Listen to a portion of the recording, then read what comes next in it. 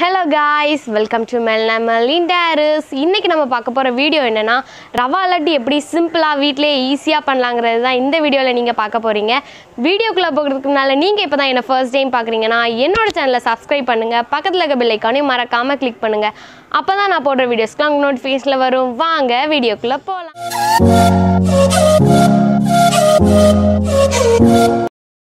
ரவா லட்டு செய்யறதுக்கு என்னென்ன பொருட்கள் தேவைன்னு பார்க்கலாம். 1 கப் ரவை, 1 கப் சீனி வந்து என்னென்னா நீங்கள் பவுடர் சுகரும் எடுத்துக்கலாம். நான் வந்து இன்றைக்கி பவுடர் சுகர் தான் யூஸ் பண்ணுறேன். 1 கப்பு கோகோனட் வந்து நல்லா வறுத்து பொடி பண்ணி வச்சுருக்கேன். அதுக்கு பதிலாக நீங்கள் டெசிடட் கோகோனட்டும் எடுத்துக்கலாம். அப்புறம் நட்ஸ் கொஞ்சமாக, நெய், அதுக்கப்புறம் ஏலக்காய் பொடி, இவ்வளோ தான் தேவைப்படும். இப்போ நம்ம அடுப்பை பற்ற வச்சாச்சு. அதில் வந்து நான்ஸ்டிக் பேனில் பண்ணுங்கள், அப்போ கொஞ்சம் ஈஸியாக இருக்கும். 4 டீஸ்பூன் நெய் ஊற்றிக்கலாம். நான் வந்து ஆல்ரெடி இதில் வந்து நட்ஸ் எல்லாம் ஃப்ரை பண்ணி எடுத்தனால எனக்கு வந்து கொஞ்சம் நெய் ஃபஸ்ட்டே இருந்துச்சு. அது கூட நான் வந்து 1 ஸ்பூன் மட்டும் ஆட் பண்ணிக்கிறேன். அதுக்கப்புறம் நம்ம எடுத்து வச்சுக்க 1 கப் ரவை. நீங்கள் வந்து இந்த அளவுக்கும் அதிகமாக பண்ணுறீங்கன்னா நீங்கள் எத்தனை கப் ரவை எடுத்துருக்கீங்களோ அதுக்கு சரி சமமாக நீங்கள் வந்து சுகர், கோகோனட்லாம் எடுத்துக்கணும். நல்லா நெய்யில் போட்டு நல்லா மிக்ஸ் பண்ணி எடுத்துக்கலாம். நல்லா வறுத்து எடுக்கணும்.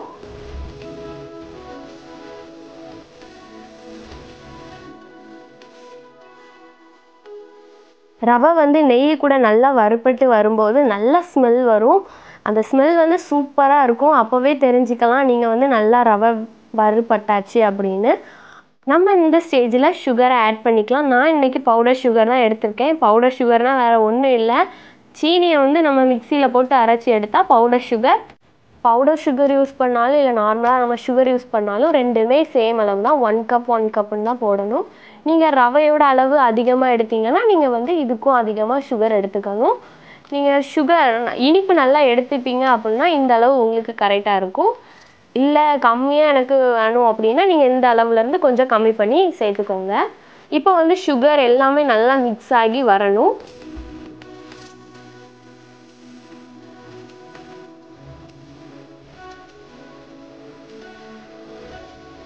சுகர்லாம் நல்லா மிக்ஸ் ஆயாச்சு.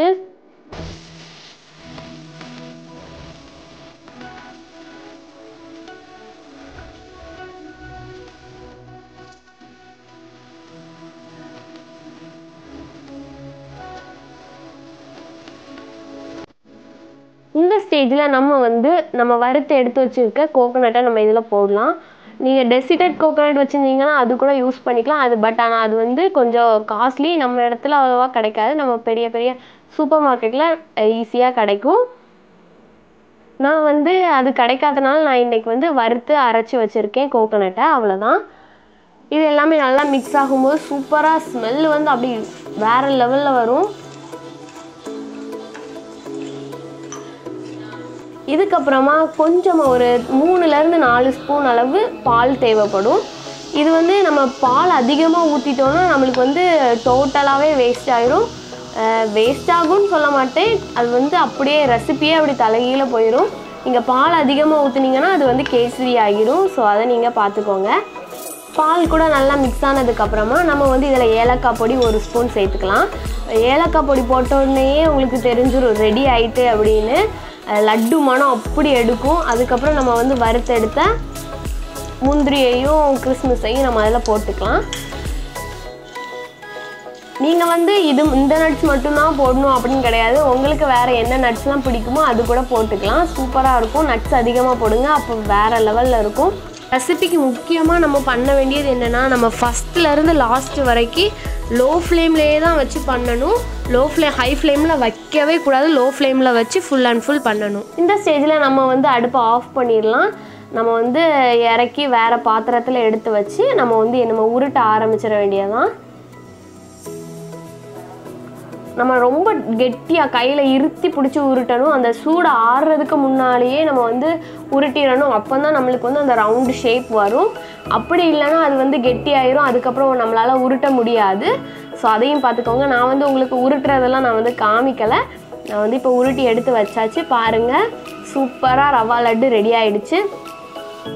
நீங்களும் இந்த ரெசிபியை வீட்டில் ட்ரை பண்ணி பாருங்கள். ட்ரை பண்ணி பார்த்து எனக்கு கீழே கமெண்ட் பண்ணுங்கள்.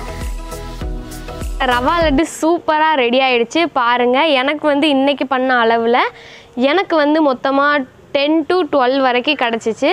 ஸோ அதில் ஒன்று நான் உங்களுக்கு டேஸ்ட் பண்ணி காட்டுறேன். பாருங்கள் எவ்வளோ அழகாக இருக்குன்னு ரவுண்டாக.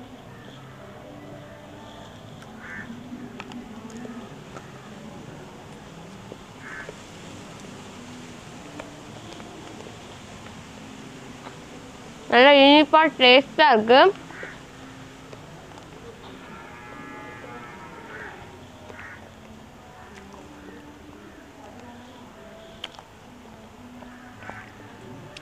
நீங்கள் கண்டிப்பாக அந்த வீடியோவை ட்ரை பண்ணி பாருங்கள். ட்ரை பண்ணி பார்த்து கீழே கமெண்ட் பண்ணுங்கள். இந்த வீடியோ உங்களுக்கு பிடிச்சிருந்தா லைக் பண்ணுங்கள், ஷேர் பண்ணுங்கள், கமெண்ட் பண்ணுங்கள். அப்படியே மெரினா மென்டாஸை சப்ஸ்கிரைப் பண்ணுங்கள். தேங்க்யூ ஃபார் வாட்சிங். பாய்.